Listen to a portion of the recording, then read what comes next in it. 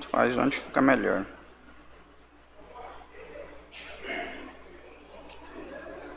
Oi.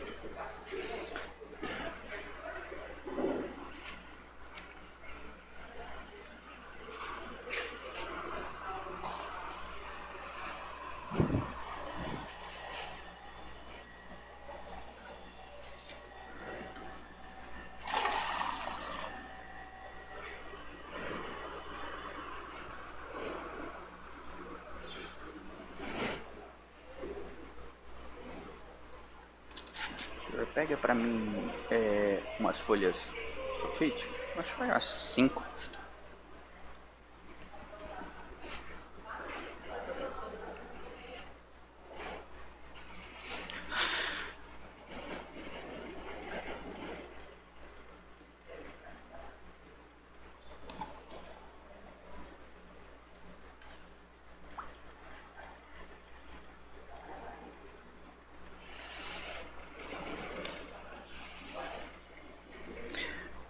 Amém, amados? Bom dia, paz do Senhor a todos. Todos estão bem? Todos muito tranquilos para iniciarmos a Escola Bíblica Dominical? Vamos orar ao Senhor, então.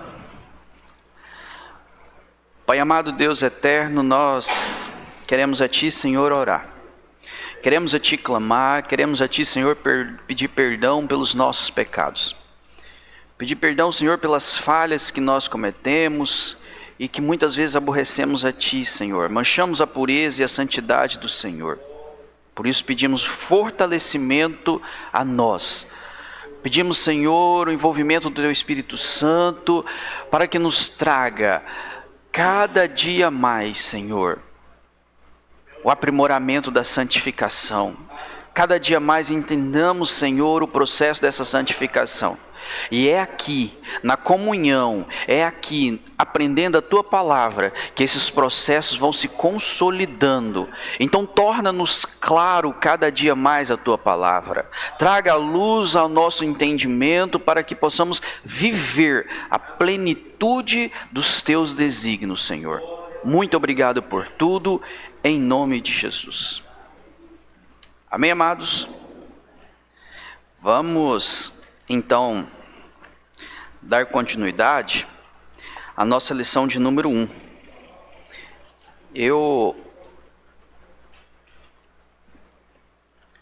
fiz um propósito hoje de dar uma acelerada hoje, porque a gente já está nesta revista já há um bom tempo. Mas essa aceleração com coesão. Porque eu estive até comentando com o pastor, a gente acelerar para quê, né? A gente não sabe se Cristo vai voltar semana que vem, ou hoje ou amanhã, então vamos estudando, né? Que se a gente terminar essa, a gente vai para outra, depois vai vir outra. Então é melhor a gente trabalhar os temas bem alinhados, né? Bem fundamentados, para que a gente possa entender. Eu gosto muito da metodologia do pastor, de sempre estar colocando as coisas bem fundamentadas. Então eu tenho seguido isso. Falamos nas aulas anteriores de um ponto de vista histórico. Falamos na aula anterior de pontos de vista do qual a história nos conta, né? Falamos da história clássica alinhada com a história da igreja, para fundamentar o quê? Fundamentar exatamente este escrito, situando a igreja, situando como a formação da igreja aconteceu. Isso foi importante, né? Eu creio que muitos que estão aqui hoje estavam presentes e conseguiu entender como que essa história clássica ela está alinhada ali com o compilado da Bíblia, o surgimento da igreja.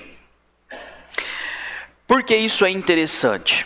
Para nós colocarmos uma linha cronológica e nos situar de que homens movidos pelo Espírito Santo de Deus, usados por Deus, eles compilaram o que nós temos hoje de Bíblia, né? Cada um foi responsável, usado pelo Espírito Santo, Cada um foi responsável, usado pelo conhecimento dado por Deus, aquilo que Deus quis revelar a eles. Na pessoa de Jesus Cristo e aquela vontade soberana de Deus Pai. Então nós vemos que o Antigo Testamento, ele trata das leis, ele trata dos livros históricos, poéticos, os profetas. Nós chegamos então no Novo Testamento, separado por este período de, em média, 400 anos que nós vimos, que foram o silêncio de Deus, iniciamos esse Novo Testamento. Este Novo Testamento, então, nós vamos ver essa divisão de fatos. Vamos ver essa divisão de ocorrências, certo? As ocorrências nem sempre foram ocorrências do período da escrita.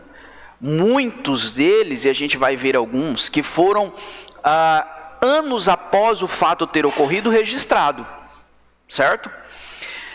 Veja, então nós podemos olhar o Novo Testamento, após aquele período do silêncio, começa então os fatos ocorrendo.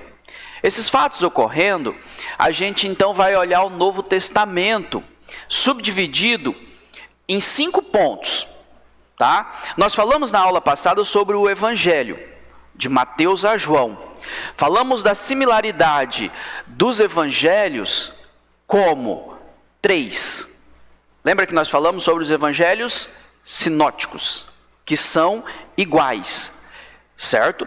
Tem uma narrativa em um contexto igual, porém contada de óticas diferentes. A mensagem é a mesma, mas com o olhar de cada autor colocando o seu ponto de vista, a sua ótica, o prisma no qual ele olhou aquele fato narrado, certo? Mateus viu de uma ótica, Marcos em uma outra perspectiva e Lucas em uma outra perspectiva. Então, esses evangelhos não têm, isso nos dá embasamento, isso nos dá uma certeza de que não há um evangelho certo entre esses 3. Não há um evangelho errado. Todos eles são evangelhos verdadeiros. Todos eles são verdadeiros. O que a gente tem que ver, relembrando, né, o que a gente tem que olhar, cada um ele puxa uma narrativa daquilo que quer contar, né? Nós vimos isso também. Então nós falamos, João não, João já ele traz uma essência da natureza, da divindade de Deus e Jesus Cristo, certo? Ele trabalha essa essência eu posso utilizar a palavra dessa, da encarnação, certo? Então João vai trabalhar mais nessas questões, trazendo uma visão mais, não dos sermões de Cristo, não das parábolas de Cristo, mas sim agora de como a vida santa deve ter, como há um renovo, né? E a gente pode lembrar aqui, por exemplo, que a narrativa de Jesus e a mulher samaritana, como ensinar a verdadeira adoração, acontece no livro de João, né? Nicodemos e o Jesus ensina sobre uma nova vida. Então, João vai nos contar, João vai nos ensinar em seu evangelho uma aproximação mais com Cristo, enxergar Cristo, a essência de Deus, certo? Então esses 3 são os evangelhos. Nós lembramos também que falamos sobre o que é o evangelho. São as boas novas. São aquilo da forma com que a palavra ela é ecoada, certo? Queremos conhecer a pessoa de Jesus Cristo. Queremos conhecer a essência de Jesus Cristo. Nós vamos encontrar nos evangelhos, certo? Claro, não estou dizendo que é restrito, mas a gente vai encontrar mais a vida pessoal, os ensinamentos de Jesus Cristo ali. Então a gente vai para os próximos livros, que vai ser a história da igreja, as epístolas paulinas, as epístolas gerais e os livros proféticos. Nós chegamos então nos Atos dos Apóstolos. Esse nome ele é muito sugestivo para a gente entender o que de fato é. Atos dos Apóstolos. Não precisa de muita exegese, nem uma escatologia para a gente entender.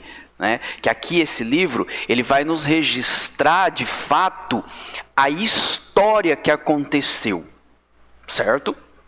Como esses os atos de fato dos apóstolos. Esses atos eles foram registrados, né? Essas escritas provavelmente do ano 63 a 70 depois de Cristo. O propósito desse livro então de Atos, ele é fornecer uma visão sistemática de como a igreja ela nasceu, ela se estruturou e ela expandiu. A gente vai ver isso, que o livro de Atos a gente pode olhar ele desta ótica, né? Primeiro ponto, primeiro capítulo, segundo capítulo, eles vão contar ali como que a igreja se forma, né? Essa igreja ela se forma, ela se estabelece em Jerusalém. Veja a abrangência territorial. Veja a abrangência territorial e a expansão desta igreja. Primeiro em Jerusalém, certo? Primeiro em Jerusalém. Depois eles começam num período de transição, onde eles vão mais ao sul, na Judéia. Em Samaria, mais ao sul, e a Judéia. Então eles saem de Jerusalém, naquele entorno, e eles começam então a pregar a palavra. Nessa transição ali, quando Estevão ele é morto, o povo então, os apóstolos, os discípulos de Cristo, eles começam a avançar os territórios, certo? Atos 2 nos conta que eles estavam reunidos no Pentecostes, e o Espírito Santo desceu.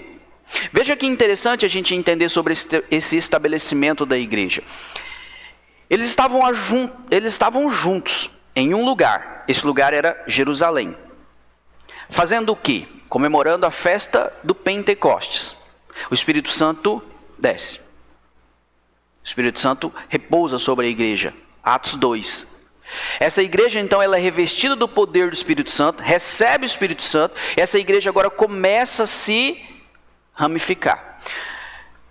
Veja que é interessante que uma narrativa, na verdade um detalhe muito interessante para a gente trazer como exemplo, né? Não é uma pregação, é uma escola bíblica dominical, mas a gente pode tirar lições muito importantes desses relatos que aprendemos para a nossa vida.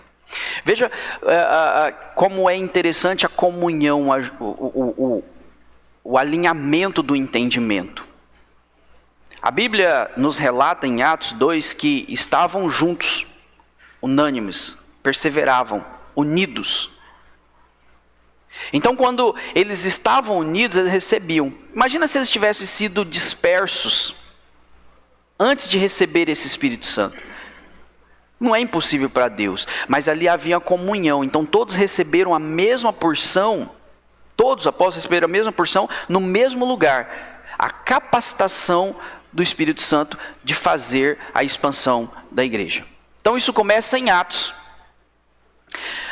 O segundo ponto é essa transição da Judéia para Samaria, e depois ela vem para essa expansão gentílica. Ou seja, agora o evangelho começa a se espalhar. Nós estamos falando agora das viagens missionárias de Paulo. Nós estamos falando, por exemplo, de Barnabé, né? Voltando um pouco nesse período da transição, a gente vê ali Filipe, ele pregando ali em Samaria, que conta todo um relato onde vai ser pregado em Samaria. Este período da expansão gentílica, nós estamos falando exatamente das viagens missionárias de Paulo. Paulo na Ásia, Paulo começa então a fazer essas viagens missionárias a fim de pregar o evangelho. Veja que esta parte a gente coloca como gentílica, porque é o alcance de outra nação não judeu.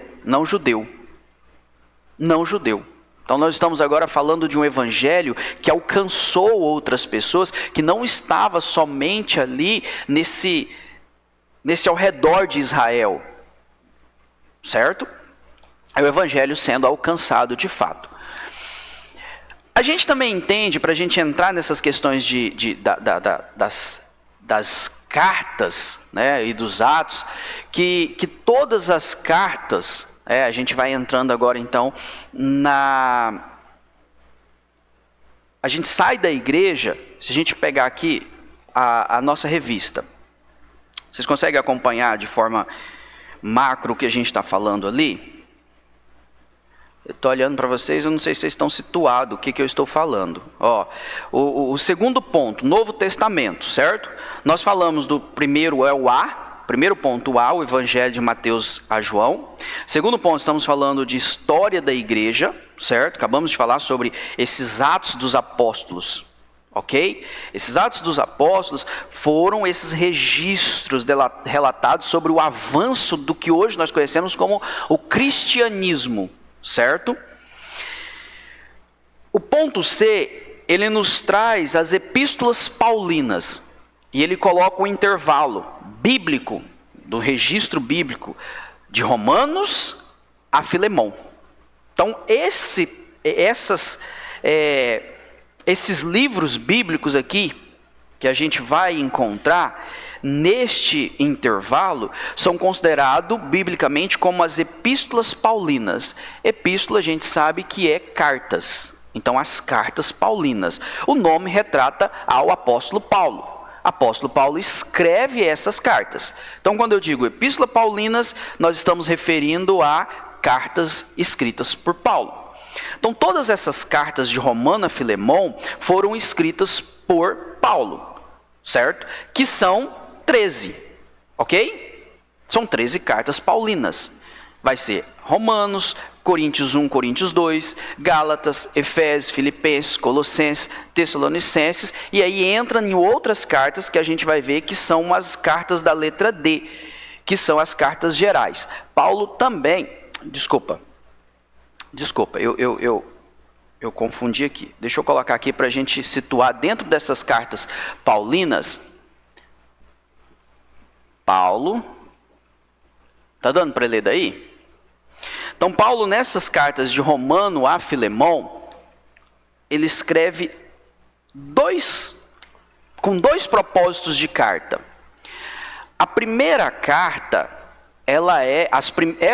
esse primeiro grupo de carta são as cartas doutrinárias. Certo? Primeiro grupo dessas 13 cartas que nós encontramos de Romanos a Filemão são as cartas doutrinárias, certo? O segundo grupo de cartas que nós encontramos são as cartas pastorais, ok? Ou eclesiásticas. Então são 13 cartas, deixa eu colocar aqui.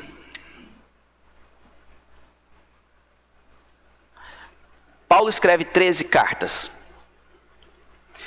Essas 13 cartas, elas são divididas exatamente nesses grupos. O que são cartas doutrinárias e o que são cartas pastorais. As questões doutrinárias, nós acabamos de estudar, nós estamos na primeira lição dessa primeira revista, mas nós passamos cerca de quase um ano falando sobre doutrina. Então isso está muito claro aqui para nós o que é de fato a doutrina, certo? De uma forma resumida, nós vamos entender que as doutrinas são os ensinamentos, ok? Então, primeiro grupo das cartas paulinas, Paulo, ele escreve com o objetivo, na grande maioria dessa essência, é criar as doutrinas para essas igrejas que estavam em formação. Ou para o grupo de pessoas que agora começavam a caminhar, se estruturando na fé de um Cristo que acabou de vir e morrer na cruz por remissão dos pecados. Ou seja, agora, o que foi falado no Antigo Testamento em forma de profecia se cumpriu. Porém, como nos regir através de regras? Como formar então essa igreja nos estruturando nesses ensinamentos? Cristo deixou. A grande verdade é que Cristo deixou. Mas, por exemplo, se nós entendermos a doutrina de um relacionamento conjugal, Cristo falou? Falou, mas de uma forma muito resumida.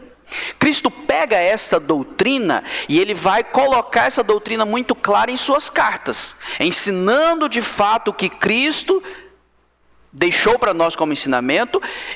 E eu vou dizer essa palavra assim, mastigando para que a igreja entendesse como doutrina. certo? E aí vem N situações, porque Cristo falava em parábola, e parábola muito resumida.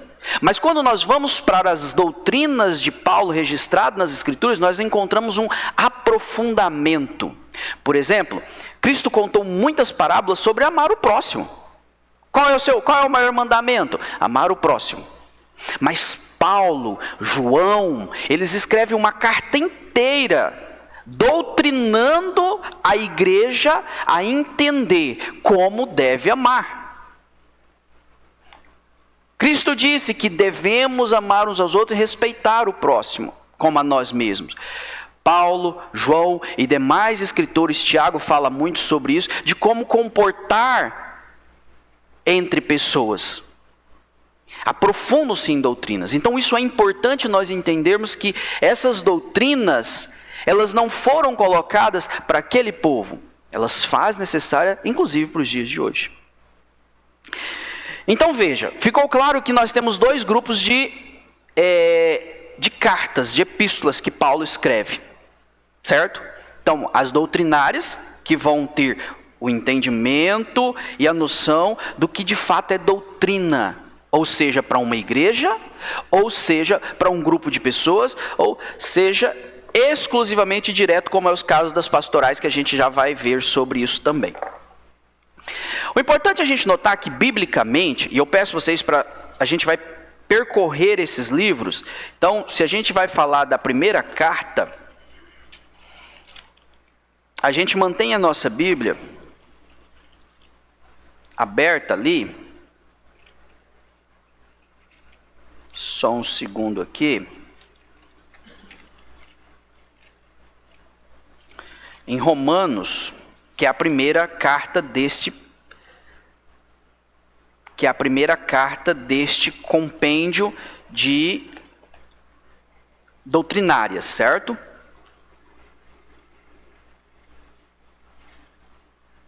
Romanos 1.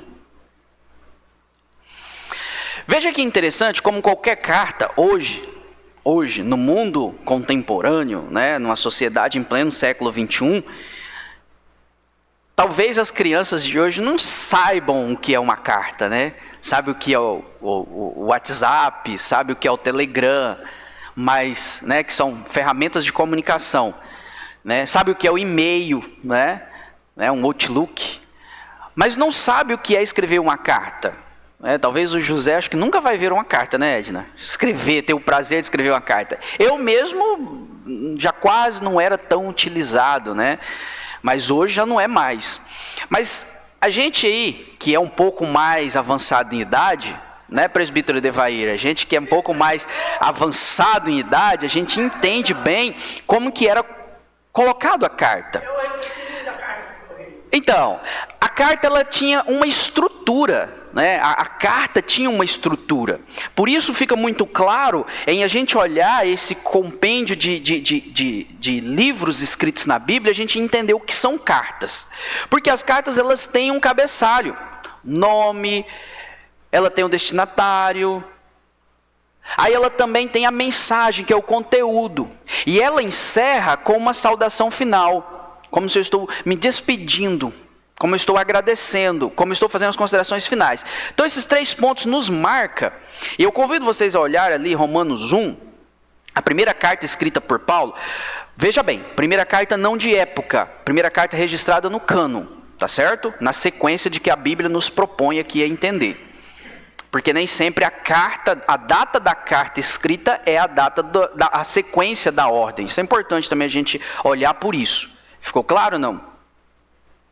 A data da escrita não está alinhado com a sequência da escrita aqui, tá bom? A gente vai ver que tem livros que foram escritos antes, outros primeiros, mas os compilados eles estão aqui na sequência assim. Então Romanos 1, a gente vai ver como que Paulo começa, né? A minha Bíblia aqui ela tem aqui a primeira perícope. O título dela já começa ali, prefácio e saudação.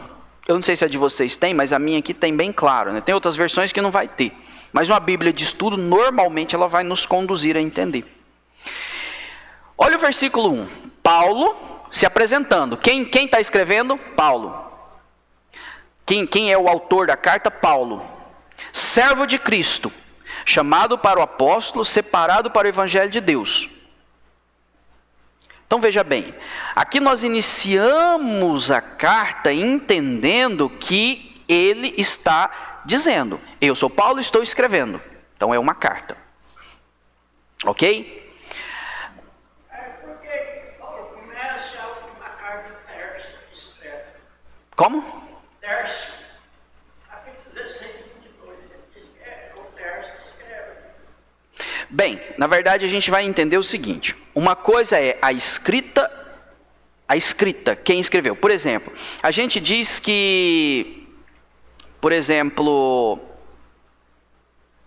deixa eu colocar aqui,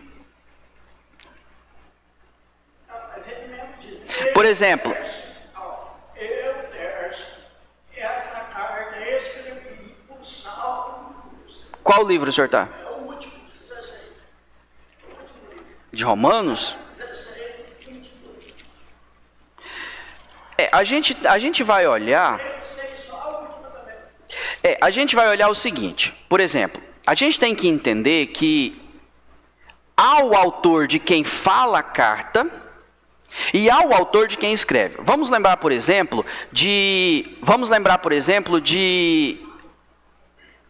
do livro de Jó, certo? Quem é o personagem do livro de Jó?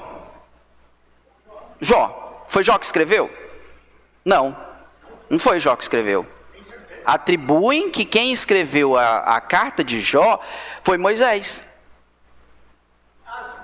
Você está entendendo? Então assim, quando a gente diz aqui o autor, então a gente está dizendo o seguinte: quem estava falando a carta? Paulo. Talvez Paulo não foi, e aí o pastor da sequência pode contribuir, anotar aí, na verdade, no final a gente vai abrir para questionamentos, debate, a gente fala sobre isso. Então Paulo foi quem falou a carta, quem exorta a igreja a entender, e a gente vai entender o propósito aqui, foi Paulo. Agora, de repente lá no final, a finalização, ela pode estar escrito? Pode, mas o contexto é Paulo que fala.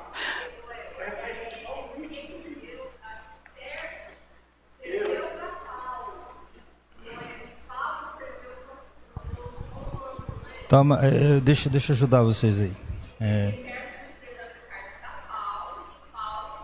Não é isso. Não, eu não. Deixa eu tentar explicar aqui, ó. O nome que é dado para isso é amanuense. Amanuense. Era um escriba. Exatamente. O Tércio é o escriba. É igual, por exemplo, as pessoas... Amanuense é a palavra-chave. Deixa eu dar um exemplo aqui. Muitas pessoas, na época das cartas no Brasil, pessoas que não conseguiam ler, pessoas que não tinham leitura, que precisavam mandar uma carta para o pai, que estava no sul, no sudeste do Brasil. Então ele ia lá numa pessoa e ele falava, a pessoa escrevia a carta. O amanuense é o escriba, é o que escreve.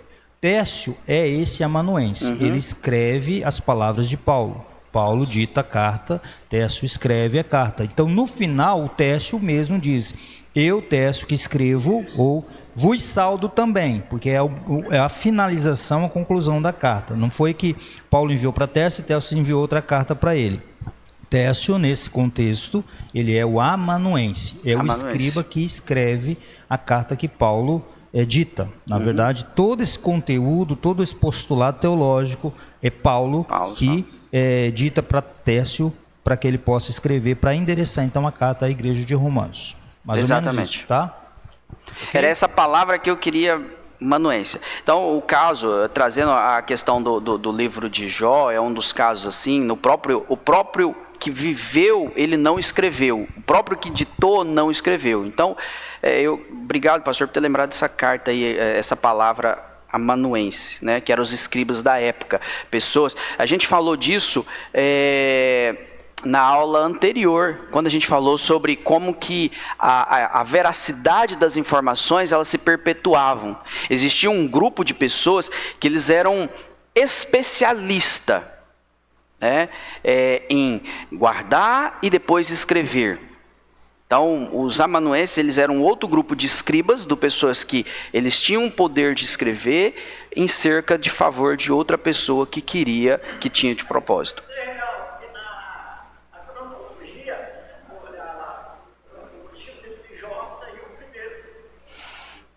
há atribuições que o livro de Jó seria o primeiro a ser escrito. Moisés o escreveu... Moisés, inclusive, talvez tenha escrito primeiro que Gênesis, né? Então, é uma questão. Mas aí são situações de estudiosos que passaram anos e alguns discordam, outros não concordam. E o que importa para a gente é entender que, de fato, a orientação dado aos romanos, ele vem de Paulo.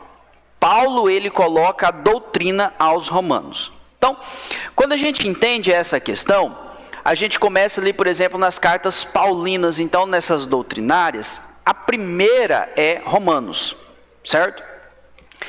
Então, provavelmente, entre 56 e 57 depois de Cristo, o local, ele é incerto. O local, o local é Corinto. Paulo estava em Corinto. O propósito que Paulo coloca nesta carta, e é muito claro, e eu convido vocês a abrir a Bíblia aí, em Romanos 5:1, e acompanhar que, entre tantas outras doutrinas colocadas, a mais latente nesta carta que Paulo coloca aos cristãos que estavam em Roma, bem como nós nos dias de hoje, é entender sobre que a justificação é pela fé.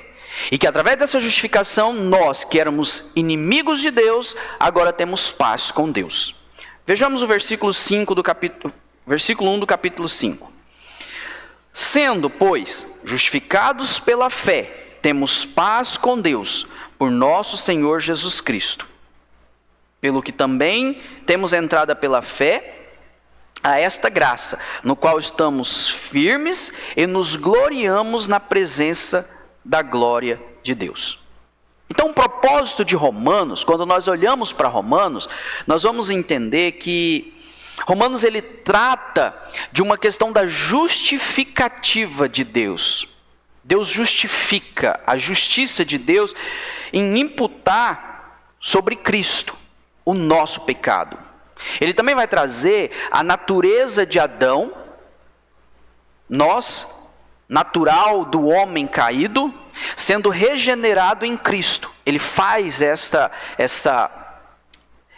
comparação. É aqui em Romanos que nós vamos entender que nós somos justificados pela fé. Nós vamos entender que Deus imputou sobre Cristo todos os nossos pecados e que nós somos nova criatura. Esta é a ótica que nós temos que olhar para Romanos. Nós entendendo isso, nós entendemos esse panorama, nós vamos sempre que surgir qualquer dúvida, surgir qualquer assunto, estaremos lembrando de que isso então está colocado no livro de Romanos. Essa síntese que eu estou trazendo, o objetivo é isso. Nós conhecermos um panorama geral desta carta, subdivididas. Então, Romanos é isso. Romanos trata exatamente sobre a justificação. Éramos de natureza pecaminosa em Adão, somos nova criatura em Cristo, justificado pela fé. Ok? Então, Romanos vai nos trazer exatamente isso. A próxima carta, então a doutrina é justificação. A próxima carta, se nós caminharmos, a próxima carta aqui vai ser 1 Coríntios. Ok? Também de Paulo, dentro de um contexto doutrinário. Paulo, então, Romanos ensina a doutrina da justificação pela fé.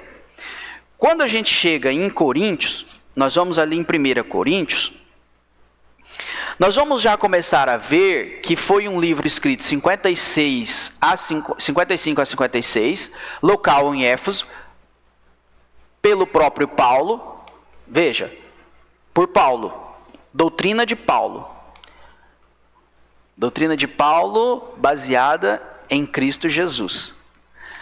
Então, Paulo aqui, ele começa a trabalhar sobre resolver questões de disputa que a própria igreja estava vivendo, certo? Aqui ele começa a enxergar e ele precisa colocar na igreja doutrinas, porque já estava tendo entendimentos errados acerca da liberdade cristã, o que eu posso, o que eu não posso enquanto corpo de Cristo. certo? A questão da igreja também tinha entendido que ela tinha os dons, porque Paulo fala sobre estes dons. Mas a igreja então não sabia como usar esses dons. O propósito dessa carta, então, é colocar entendimento e ensinamento nas pessoas acerca disso. Como ser uma igreja verdadeira? Usando os dons que Deus deu a cada um, não tendo disputa do que eu sou maior e eu sou menor e haver dissensão e separação entre a igreja. O propósito então dessa carta é trazer o entendimento da doutrina de unidade entre aquele povo daquela igreja. Versículo-chave deste que eu separei aqui está em 1 Coríntios capítulo 1, versículo 10.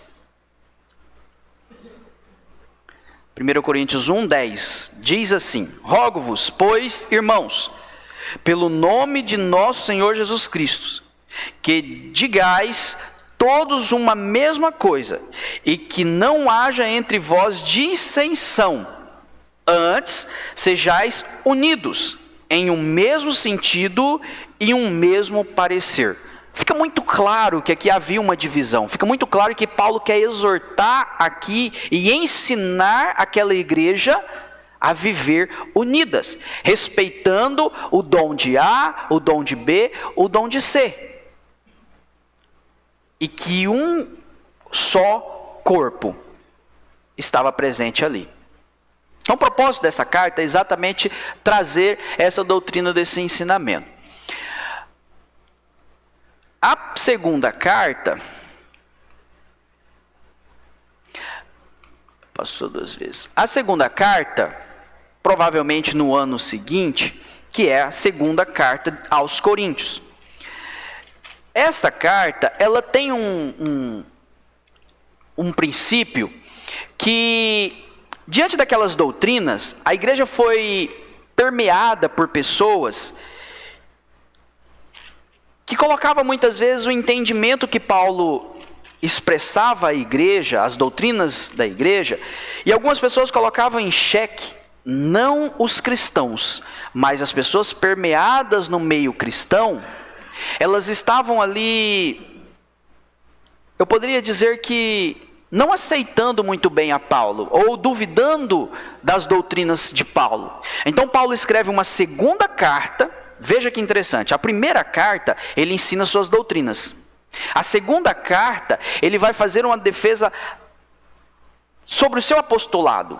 Ele vai dizer, e aí acompanhem comigo no capítulo 5, 21 de 2 Coríntios, nós vamos ver Paulo então, 5, 20, nós vamos ver Paulo usando palavras que nos dão um entendimento de que ele estava fazendo alguma defesa. Certo? E no restante de outros versículos, a gente faz uma analogia, a gente vai entender que ele estava defendendo algum questionamento em xeque acerca dos seus ensinos. 5:20, 2 Coríntios, diz assim: de sorte que somos embaixadores, olha só, somos embaixadores, ele está chamando a responsabilidade da parte de Cristo, como se Deus por nós rogasse. Rogamos-vos, pois, da parte de Cristo, que vos reconcilieis com Deus. Já no versículo 17 do capítulo 2, da mesma carta, a gente vai ver que a segunda divisão desta carta é Paulo defendendo o seu ministério. No versículo 17 deste capítulo 2, diz assim: porque nós não somos, como muitos, falsificadores da palavra de Deus. Antes, falamos de Cristo com sinceridade, como de Deus na presença de Deus. Aqui fica muito claro que Paulo estava defendendo a doutrina colocada, os seus ensinamentos colocados de forma para a igreja. Seja para um grupo de pessoas, seja para uma divisão dentro da igreja, mas esta carta consiste em uma defesa, certo? O versículo 5 também do capítulo 2, ele também vai dizer o seguinte, aqui está a parte bem crucial. Capítulo 2, versículo 5. Porque se alguém me contristou, essa é a minha versão. Se alguém me contristou. Esse contristou, ele quer dizer o seguinte: se alguém me desprezou, se alguém não me ouviu, não me contristou a mim, senão em partes, ou seja, alguma parte a ele, mas para vós não sobrecarregar a vós todos. Ou seja, ele está fazendo a defesa do seu ensinamento. Ele está fazendo a defesa dos seus ensinamentos, a defesa da igreja, da doutrina sã que era ensinado à igreja. Ok? Então essa segunda carta é uma apologia à defesa, uma apologética da defesa da doutrina que ele colocava. A próxima carta que nós vamos encontrar é o livro de Gálatas. Ok? O livro de Gálatas é o próximo, na sequência das cartas doutrinárias de Paulo. Então Gálatas ali foi escrito entre 48 a 52 depois de Cristo. Ele trata de uma controvérsia entre judaizantes e fala da liberdade que tem em Cristo. Por quê? Depois do cristianismo, depois dos gentios se achegarem à igreja, a gente vai entender que trouxe uma confusão talvez para aquele povo naquela época. Porque veja, os judaizantes, eles vinham de uma doutrina mosaica acerca da lei de Moisés.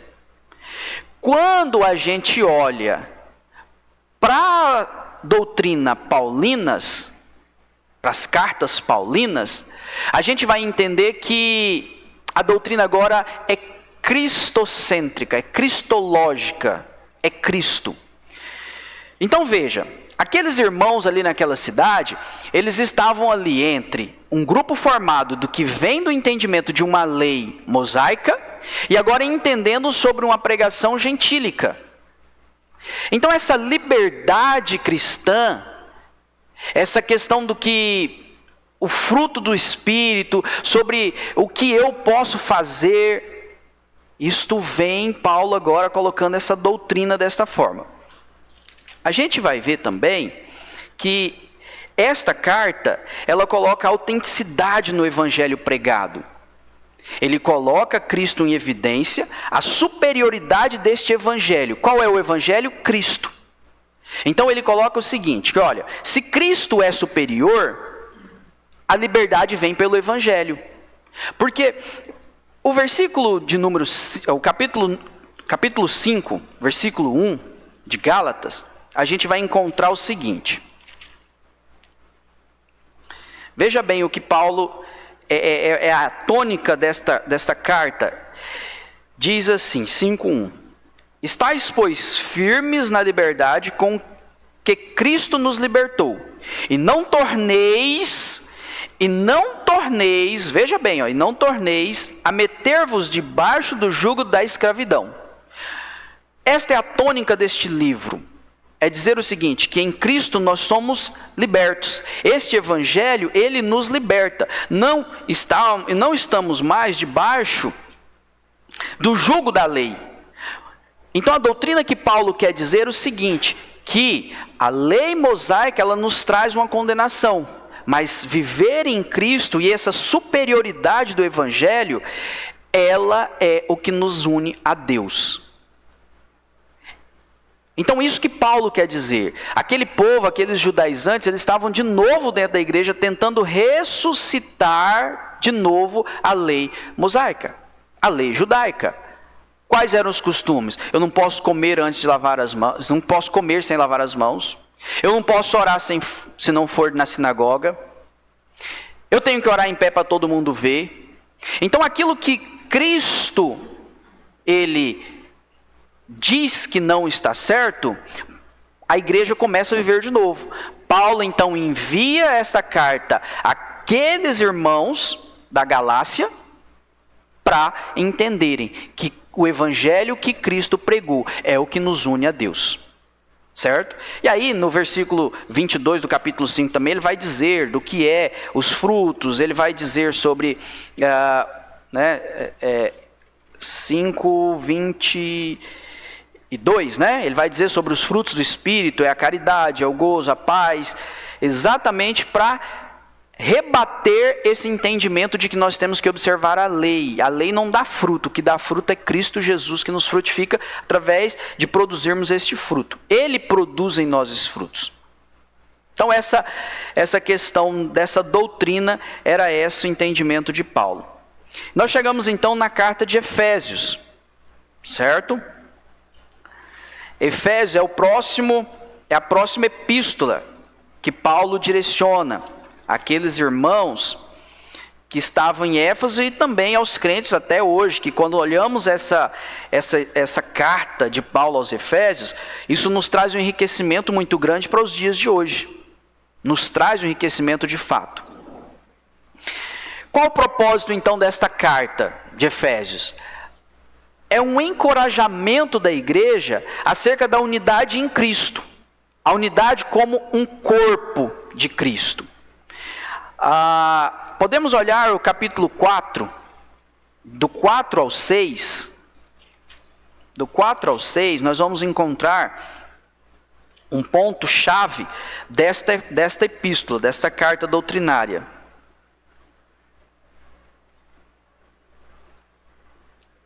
Há um só corpo e um só Espírito, como também fosse chamado em uma só esperança da vossa vocação.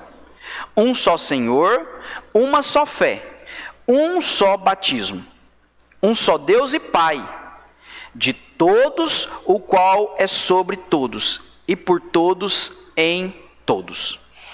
Ou seja, Paulo, quando ele escreve essa carta, ele coloca ele começa a colocar um plano de como Deus utiliza este plano para a salvação da igreja. A gente vai encontrar em Efésios 2:8, Paulo mostrando que nós somos salvos pela graça. Então a gente vai entender, nessa carta nos revela esse plano soberano de Deus.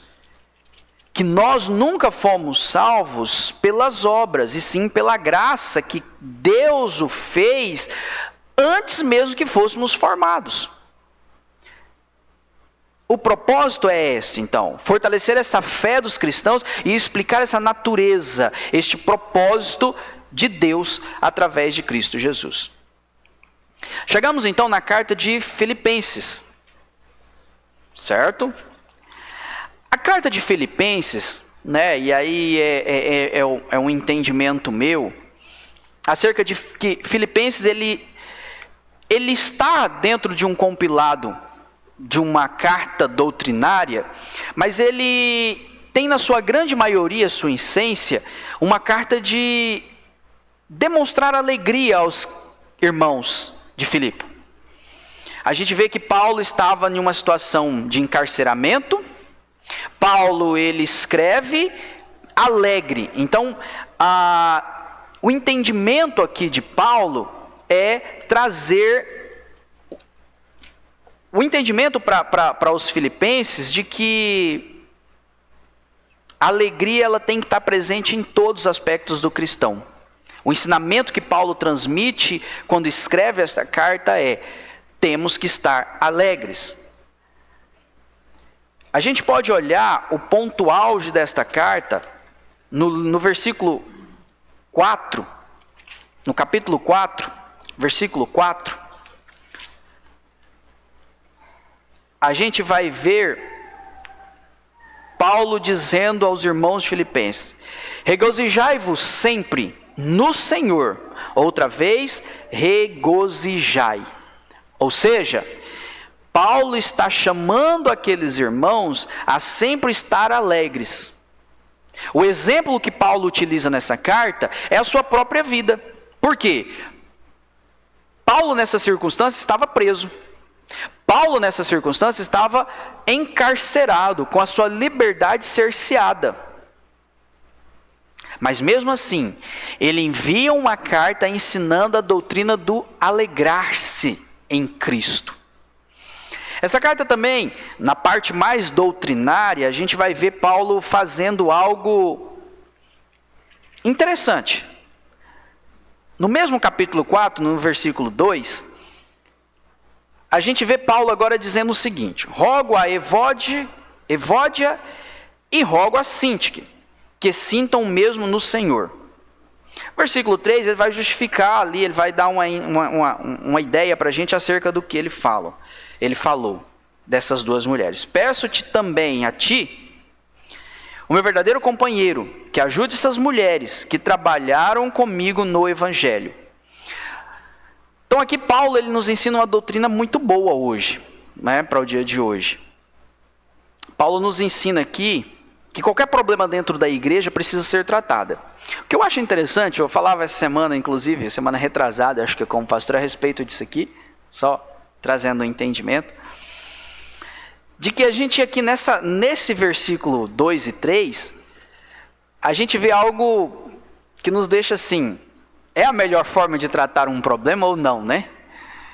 Paulo, ele coloca esta carta aqui para ser lida na igreja. Essa carta ela não é uma igreja, é endereçada a uma pessoa, como a gente vai ver nas cartas pastorais. Ela é uma carta para a igreja. As cartas para a igreja, ela era carta pública, então poderia ser lido de púlpito, dentro da igreja. Poderia ser lido por todos os irmãos.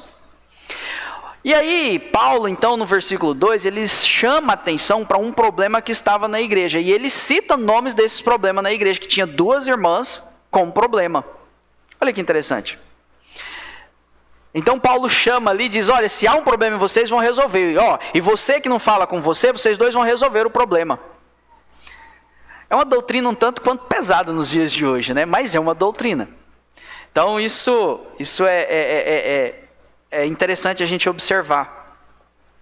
É só uma curiosidade aqui. A próxima carta é a carta de Colossenses. Essa carta de Colossenses para nós é muito familiar, né? Afinal, já estamos aí dentro de um compêndio de ministrações, né? Feitas aí, um acervo de ministrações feitas. Esse aqui ninguém pode errar, né? Não pode ter mais dúvida, né, pastor? Então veja, a carta de Colossenses, ela é uma carta com o propósito de combater os erros da igreja e mostrar que precisamos da essência de Cristo. O que Cristo fez e o que os cristãos devem fazer. Aí dentro dessa carta, Paulo coloca a supremacia de Cristo. Coloca que Cristo é de fato. Coloca a supremacia de Cristo. Coloca Cristo como centro. Ele vai trabalhar a cristologia. Ele coloca Cristo na proeminência das obras. Ele coloca Cristo como o cabeça da igreja. Então, Colossenses, a gente vai ver de fato Cristo na sua essência. Paulo, ele procurava experiências, os irmãos dessa época, aqui nesta igreja de Colossenses, eles procuravam muitas questões místicas, muitas questões sobrenaturais. Eles viam muitas coisas que não precisavam ver e nem existiam, né? Buscando a questão de todas aquelas questões do sincretismo religioso. Aquilo que existia fora do cristianismo, eles traziam e mesclavam com o cristianismo. O que Paulo faz? Paulo cria essa doutrina para refutar este povo, dizendo o seguinte: só Cristo. Cristo é o cabeça. Cristo é preeminente na criação. Em Cristo todas as coisas foram feitas. O versículo que nos conduz a entender o ponto principal, vamos abrir lá em Colossenses, capítulo 2. Colossenses, capítulo 2, versículo 9.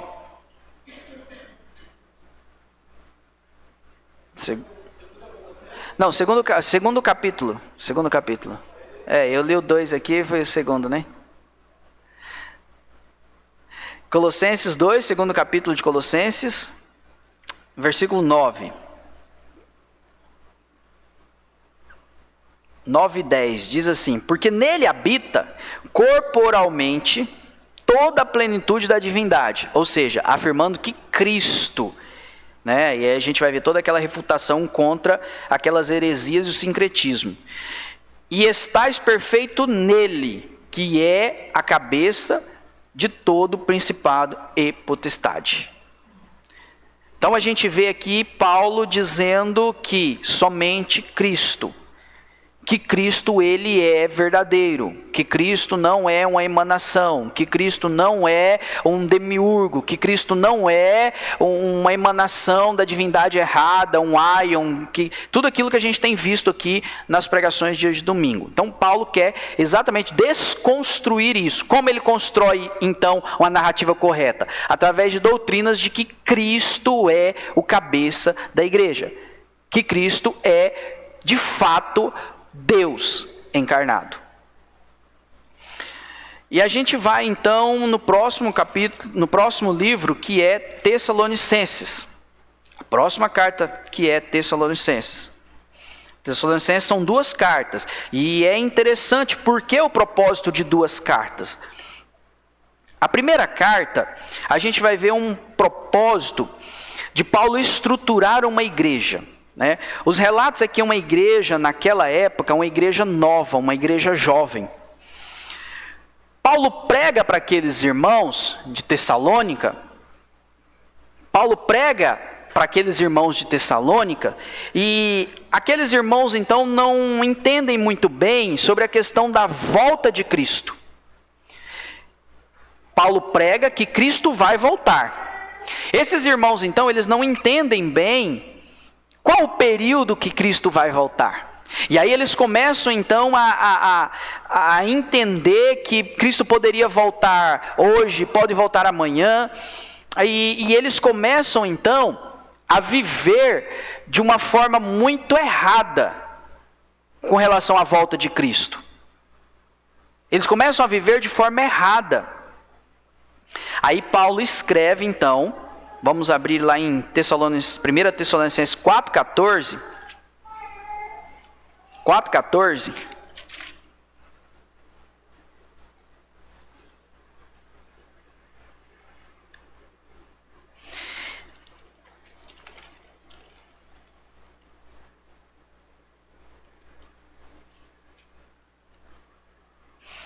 Porque se cremos que Jesus morreu e ressuscitou, assim também aos que em Jesus dorme, os tornará a trazer com ele. Ou seja, as pessoas iam morrendo, eles estavam preocupados assim: se as pessoas morreram, e nós que estamos vivos, como que vai ser isso? A preocupação deles era com relação à segunda vinda de Cristo. Como seria essa segunda vinda de Cristo se aqueles que morreram e nós que estamos vivos? Eles não conseguiam entender.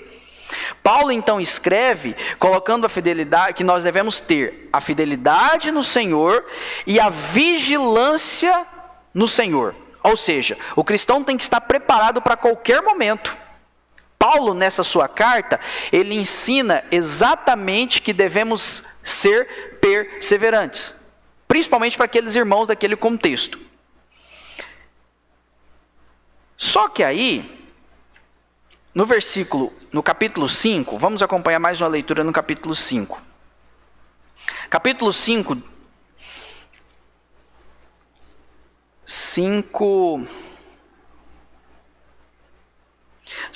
do 1 ao 11. Mas, irmãos, acerca dos tempos e das estações, não necessitais de que vos escreva, porque vós mesmos sabeis muito bem que o dia do Senhor virá como um ladrão de noite. Pois que, quando disserem a paz e segurança, então lhe sobrevirá repentinamente a destruição, como as dores de partos, aquela que está grávida, e de modo nenhum escaparão. Mas vós, irmãos, que já estáis nas trevas, mas vós, irmãos, já não estáis em trevas, para que aquele dia vos surpreenda como um ladrão. Ou seja, perseverante, firme e vigilante. Porque todos vós sois filhos da luz e filhos do dia. Nós não somos da noite, nem das trevas. Versículo 6. Não durmamos, ou seja, vamos manter firmes, sóbrios, vigilantes. Pois como os demais, mais vigiemos e sejamos sóbrios. Porque os que dormem, dormem de noite. E os que se embebedam, embebedam-se de noite. Mas nós que somos do dia, sejamos sóbrios, vestindo-nos da couraça da fé e da caridade, e tendo por capacete a esperança da salvação.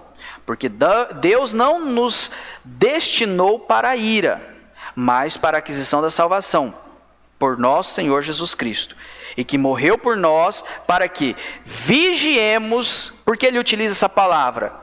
Ele vigiemos para que eles estejam vigilantes, porque não sabe o dia. Que durmamos, vivamos com ele. Pelo que exortai-vos uns aos outros e edificai-vos uns aos outros, como também o fazei.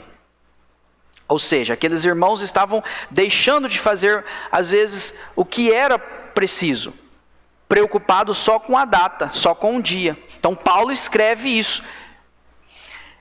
Aí, quando a gente vai para a segunda carta, que é exatamente uma continuação para este mesmo povo, acontece que aquele povo então entende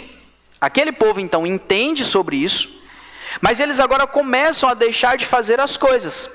Por quê? Se Cristo vai voltar amanhã, não preciso fazer mais nada.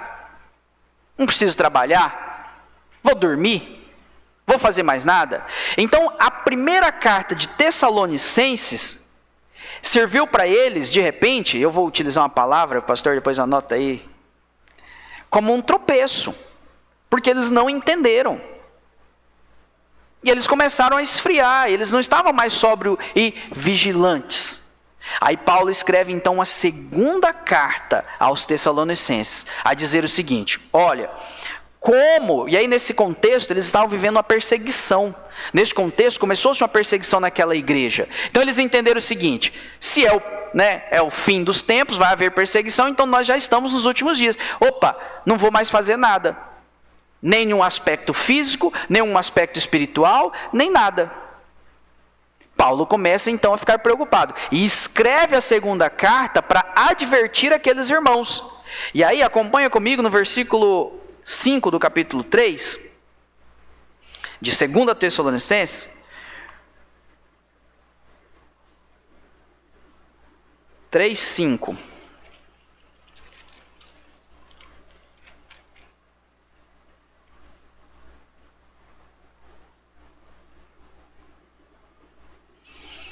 Ora, o Senhor encaminha o vosso coração na caridade de Deus, e na paciência de Cristo. Certo? O versículo 3 ali também: mais fiel é o Senhor, que vos confortará e guardará do maligno. Ou seja, este povo, eles estavam ali então vivendo de forma ociosa.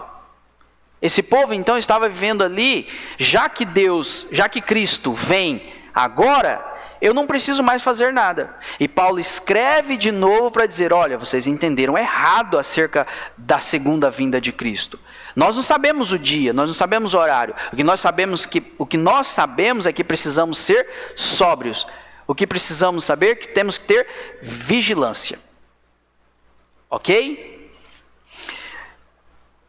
A gente então chegou na 9ª carta deste compilado de doutrinas. São as cartas doutrinárias, ok? As próximas cartas, para fechar até a 13ª, entra nas cartas pastorais, que vai ser a primeira carta de Timóteo,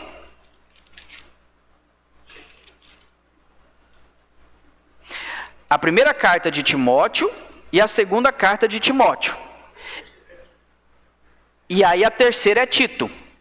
E a próxima é Filemão, ok?